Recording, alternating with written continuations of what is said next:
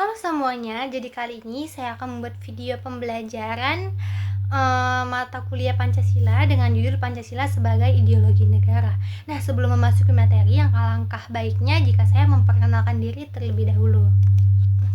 Perkenalkan, nama saya Dian Safira dengan NIM 42432100044. Saya berasal dari kelas PSKM 24A.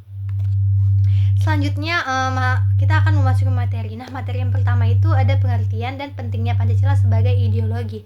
Nah, Pancasila sebagai ideologi adalah seperangkat nilai dasar yang menjadi pedoman hidup bangsa dan arah penyelenggaraan negara. Sebagai ideologi terbuka, Pancasila mampu beradaptasi dengan perkembangan zaman tanpa kehilangan jati dirinya. Lalu pentingnya Pancasila antara lain itu ada menjadi sumber nilai bagi kehidupan bermasyarakat dan bernegara. Lalu menyatukan bangsa yang majemuk dan menjadi pedoman dalam menghadapi berbagai perubahan dan juga tantangan global. Lalu selanjutnya ada fungsi ideologi. Nah, fungsi ideologi itu terbagi menjadi 4. Yang pertama itu ada untuk melengkapi struktur kognitif manusia. Nah, orientasi kognitif dari suatu ideologi dapat membantu untuk menghindarkan diri dari sikap ambiguitas, sekaligus memberikan kepastian dan rasa aman dalam mengarungi kehidupannya. Jika manusia melihat ada kekuasaan atau kekuatan yang sudah diprediksikan, maka ideologilah ide satu-satunya tempat berlindungnya. Lalu yang kedua itu berfungsi sebagai panduan. Nah, sebagai suatu panduan, ideologi mencanangkan seperangkat patokan tentang bagaimana manusia seharusnya bertingkah laku di samping tujuan dan cara mencapai tujuan itu. Seiring dengan fungsinya ideologi menyajikan saluran-saluran yang dapat dipakai untuk mewujudkan ambisi pribadi atau kelompok, hak dan kewajiban, dan parameter yang menyangkut harapan pribadi dan anggota masyarakat. Lalu yang ketiga berfungsi sebagai lensa, cermin, dan jendela melalui mana orang lain bisa melihat diri kita.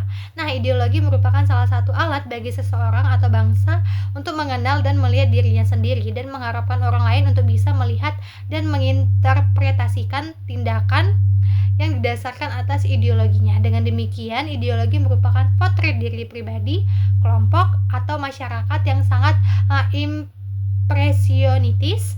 Ideologi dapat memberikan gambaran tentang manusia dan masyarakat yang diharapkan. Inilah fungsi penting ideologi bagi suatu bangsa dan negara.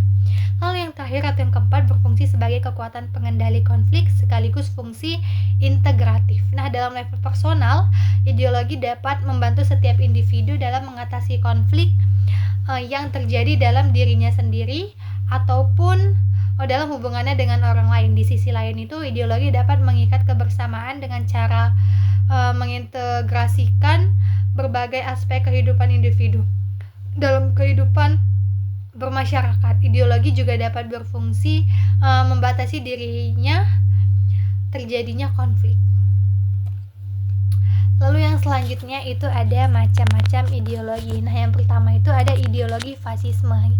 Ideologi fasisme itu adalah pengorganisasian pemerintah dan masyarakat secara totaliter oleh kediktatoran suatu partai yang berwatak atau bercorak nasionalis, rasialis, militeristik, dan imperialis. Lalu yang kedua ada ideologi komunis. Nah, ideologi komunis itu ialah sistem politik, sosial, ekonomi, dan kebudayaan berdasarkan ajaran Marxisme-Leninisme. Sumber pokok doktrin komunis adalah Manifesto Komunis yang tertulis oleh Karl Marx dan F.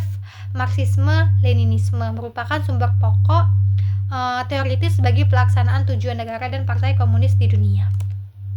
Lalu selanjutnya itu ada ideologi liberal. Nah, ini tuh berarti tidak dibatasi atau tidak terikat oleh ajaran-ajaran yang telah ada dalam filsafat politik atau agama atau bebas dalam pendapat. Lalu ada ideologi Islam. Ideologi Islam adalah suatu sistem politik, sosial, ekonomi, dan kebudayaan berdasarkan kepada hasil pemikiran manusia sendiri. Maka dapat dikatakan bahwa Islam itu bukan ideologi karena agama Islam berdasarkan Al-Quran, yakni wahyu Allah Subhanahu wa Ta'ala. Lalu yang terakhir ada ideologi Pancasila. Ideologi Pancasila sebagai dasar negara dan pandangan hidup sekaligus juga sebagai ideologi negara. Sebagai ideologi negara berarti bahwa Pancasila merupakan gagasan dasar yang berkenaan dengan kehidupan bernegara. Sebagaimana setiap ideologi memilih konsep mengenai wujud masyarakat yang dicita-citakan. Begitu juga dengan ideologi Pancasila.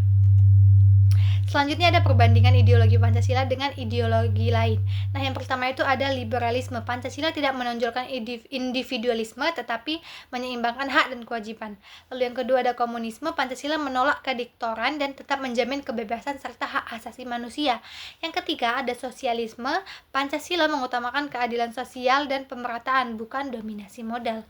Lalu yang keempat ada fasisme. Pancasila menolak totalitarianisme dan menjunjung demokrasi. Selanjutnya ada pentingnya ideologi Pancasila di tengah ideologi lainnya. Nah, upaya-upaya itu dapat dilakukan antara lain sebagai berikut. Yang pertama, menumbuhkan kesadaran untuk melaksanakan nilai-nilai luhur Pancasila. Lalu yang kedua, melaksanakan ideologi Pancasila secara konsisten. Yang ketiga adalah menempatkan Pancasila sebagai sumber hukum dalam pembuatan peraturan perundungan nasional. Yang keempat, menempatkan Pancasila sebagai moral dan kepribadian bangsa Indonesia. Nah, yang terakhir itu ada kesimpulan yang bisa didapatkan dari materi yang udah saya sampaikan tadi adalah Pancasila sebagai ideologi negara berperan sebagai pedoman hidup, penyatu bangsa, dan dasar penyelenggaraan negara. Pancasila memiliki fungsi orientasi, integrasi, motivasi, norma, dan pendidikan yang membedakannya dari ideologi lain di dunia. Dibandingkan dengan liberalisme, komunisme, dan fasisme, Pancasila menekankan keseimbangan antara hak individu, kepentingan masyarakat, dan keadilan sosial.